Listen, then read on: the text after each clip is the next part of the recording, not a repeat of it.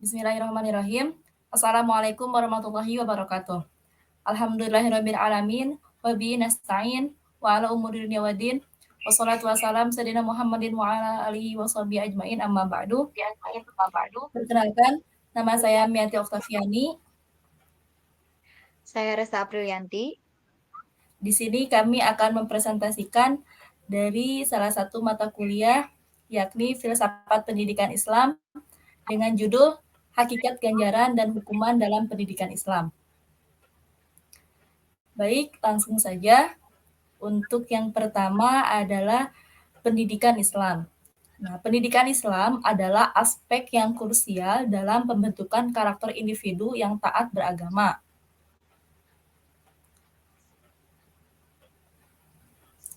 Nah, kemudian yang pertama ada ganjaran dalam pendidikan Islam. Ganjaran adalah sesuatu yang diberikan sebagai imbalan atau hadiah atas suatu perbuatan atau perilaku tertentu. Nah, ganjaran juga biasanya digunakan untuk memotivasi seseorang agar melakukan tindakan yang diinginkan atau untuk menghargai prestasi atau perilaku seseorang. Nah, ganjaran juga bisa berupa berbagai hal, seperti uang, barang, pujian, atau bentuk pengakuan lainnya yang membuat seseorang merasa dihargai atau termotivasi untuk terus berperilaku baik. Nah, ganjaran dalam pendidikan juga bisa berupa dalam bentuk pujian dan apresiasi. Nah, pujian dan apresiasi merupakan bentuk ganjaran yang sering digunakan dalam pendidikan Islam. Pujian yang diberikan dengan tulus dan ikhlas dapat memberikan motivasi kepada individu untuk terus berperilaku baik. Nah, contohnya ketika seseorang mampu menghafal ayat-ayat Al-Quran, kemudian gurunya tersebut memberikan pujian atau memberikan apresiasi terhadap kemampuan anak yang telah menghafal ayat-ayat tersebut. Nah, yang kedua bisa dalam bentuk pemberian hadiah. Pemberian hadiah juga dapat berupa hadiah dalam bentuk fisik ataupun insentivitas ataupun insentif lainnya yang memiliki sisi positif. Artinya, barang tersebut memiliki nilai kegunaan yang bermanfaat khususnya bagi dirinya sendiri. Selanjutnya ada motivasi internal, yakni bentuk apresiasi terhadap diri sendiri yang dapat mempengaruhi terhadap pencapaian dari diri itunya sendiri. Nah, selanjutnya akan dilanjutkan oleh rekan saya tentang hukuman dalam pendidikan Islam. Baik, langsung saja. Hukuman berasal dari kata hukum yang artinya aturan atau ketentuan yang dianggap sah, mengikat, dan dikuatkan oleh pemerintah maupun penguasa daerah. Dalam dunia pendidikan, hukuman diberikan kepada peserta didik yang telah melanggar aturan dan berbuat kesalahan. Nah, hukuman ini bertujuan untuk menyadarkan peserta didik agar tidak melakukan kesalahan yang sama.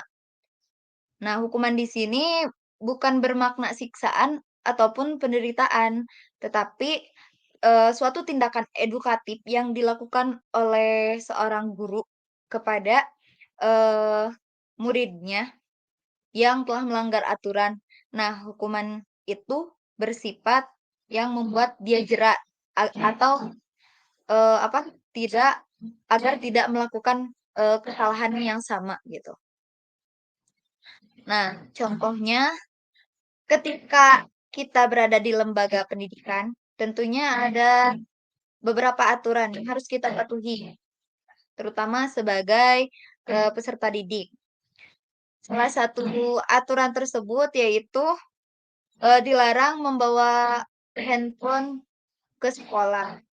Jika ada anak atau ada peserta didik yang membawa handphone ke sekolah, maka ia terkena pelanggaran.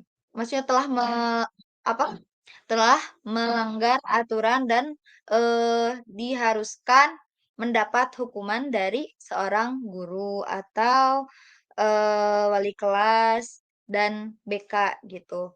Biasanya hukumannya berupa nasihat dan penyitaan HP selama beberapa hari gitu.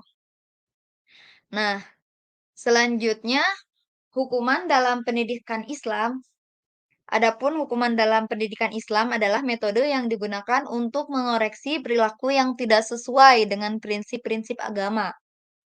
Nah, hukuman dapat berupa hukuman fisik ringan, contohnya seperti memukul, tapi secara ringan ya. Bukan berarti harus dipukul secara terus-menerus, karena udah beda arti.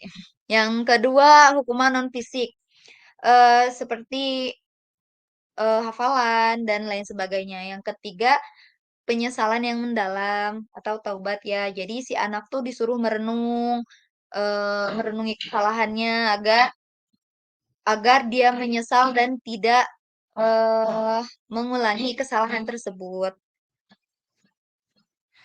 Eh, Namun dalam hukuman di pendidikan Islam itu digunakan untuk mengoreksi perilaku,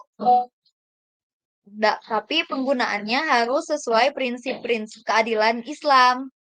Jadi eh, tidak boleh asal-asalan gitu. Harus harus apa? Menggunakan keselamatan dan kasih sayang juga harus diperhatikan dan mengarahkan mengubah individu ke jalan yang benar sesuai dengan ajaran Islam. Jadi, hukuman ini harus diberikan dengan penuh pertimbangan dan kebijaksanaan. Seperti itu. Selanjutnya ada hakikat, ganjaran, dan hukuman dalam Islam. Hakikat dan hukuman dalam Islam, konteks pendidikan itu merujuk pada strategi atau metode yang digunakan untuk membentuk dan mengarahkan perilaku individu agar sesuai dengan ajaran agama. Adapun dampak ganjaran dan hukuman dalam pendidikan Islam, itu yang pertama pengaruh positif pada motivasi si anak gitu. Yang kedua, pembelajaran dari hukuman, jadi si anak menyesal gitu, tidak mau mengulangi kesalahan yang telah dia lakukan. Terus yang terakhir menjadikan pembelajaran untuk orang lain. Jadi bisa dijadikan contoh untuk orang lain tidak meniru perilaku tersebut. Selanjutnya ada kesimpulan. Kesimpulan akan disampaikan oleh rekan saya, Mia Tri Oktaviani. Padanya dipersilahkan. Baik, untuk kesimpulan di pembahasan kali ini, yaitu ganjaran dan hukuman sebagai instrumen pendidikan. Nah, ganjaran hukuman merupakan instrumen penting dalam pendidikan Islam yang digunakan untuk membentuk perilaku individu yang sesuai dengan ajaran agama.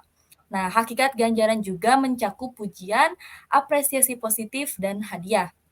Mereka bertujuan untuk memberikan motivasi dan apresiasi atas perbuatan baik dan harus diberikan dengan ikhlas sesuai dengan prinsip-prinsip lain yang sesuai dengan ajaran Islam. Dan kemudian hakikat hukuman. Hakikat hukuman digunakan untuk mengoreksi perilaku yang tidak sesuai dengan ajaran agama. Nah, hukuman dapat berupa hukuman fisik ringan, hukuman non-fisik, atau penyesalan dan taubat. Kemudian ada prinsip-prinsip dalam pendidikan ganjaran dan hukuman. Penggunaan dan hukuman harus mematuhi prinsip keadilan, kasih sayang, dan pertimbangan individu. Jadi, mereka tidak boleh digunakan sebagai alat manipulatif atau tekanan. Kemudian dampak ganjaran dan hukuman juga, ganjaran yang diberikan dengan bijaksana dapat meningkatkan motivasi individu untuk berperilaku baik Nah, sementara hukuman yang adil membantu individu memahami kesalahannya dan mendorong perilaku agar terus memperbaiki perilakunya. Dan yang terakhir, pentingnya pendidikan agama yang konsisten. Penting untuk memastikan bahwa pendidikan agama yang konsisten dan sesuai nilai-nilai Islam menjadi dasar penggunaan ganjaran dan hukuman dalam pendidikan Islam. Nah, mungkin cukup sekian presentasi yang dapat kami sampaikan. Mohon maaf bila ada kekurangan baik dalam tata bahasa kami ataupun dalam materi yang telah kami sampaikan. Kurang lebihnya mohon dimaafkan. Sekian, wassalamualaikum warahmatullahi wabarakatuh.